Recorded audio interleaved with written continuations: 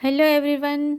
आज आर्ट की क्लास में हम ऑब्जेक्ट ड्राइंग के बेसिक्स समझेंगे। किसी भी ऑब्जेक्ट को जब हम सामने रखकर ड्रॉ करते हैं, उसके बाद जब हम उसकी शेडिंग करते हैं तो उसको हमें बारीकी से देखना चाहिए।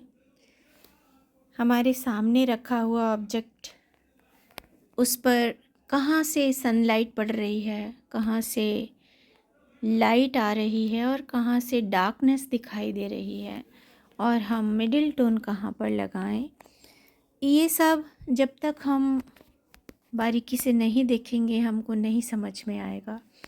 तो मेरे बहुत सारे विद्यार्थी ड्रॉ तो कर लेते हैं बट शेडिंग करने में उनको समझ में नहीं आता है कि कैसे शेडिंग करना है। तो आज मैं अपनी क्लास में आपको शेडिंग करके ही बता रही हूँ कि किस तरीके से, सही तरीके से आप किसी भी ऑब्जेक्ट में शेडिंग कर सकते हैं। यहाँ पर मैं बी पेंसिल्स का यूज़ कर रही हूँ। मेरे विद्यार्थी भी मेरे पास खड़े हुए हैं क्योंकि उनको समझना है, सीखना है। मेरी क्लास चल रही है और इसी दौरान मैंने ये ऑब्जेक्ट ड्राइंग की है।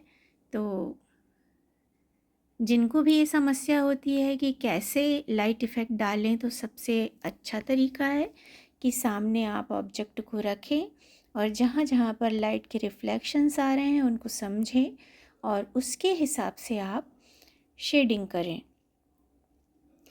किसी भी ऑब्जेक्ट ड्राइंग में शेडिंग सही तरीके से अगर की जाए तो ही हमको रियलिस्टिक इफ़ेक्ट मिलता है, 3D इफ़ेक्ट मिलता है।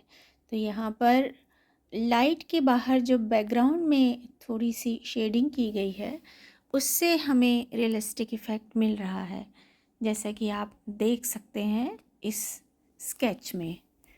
तो मैं अपने विद्यार्थियों को यही समझा रही हूँ कि कहाँ पर लाइट दिखाना चाहिए और कहाँ पर मिडिल टोन लगाना चाहिए, और हम किस तरह से कोई भी ऑब्जेक्ट सामने रखकर उसको देखकर बना सकते हैं।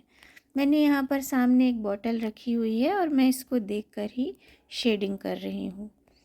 तो इसी तरीके से आप सब भी ऑब्जेक्ट ड्राइंग कर सकते हैं और लाइट इफ़ेक्ट इसमें दिखा सकते हैं। उम्मीद है आज की क्लास आपको अच्छी लगी होगी। Thanks everyone.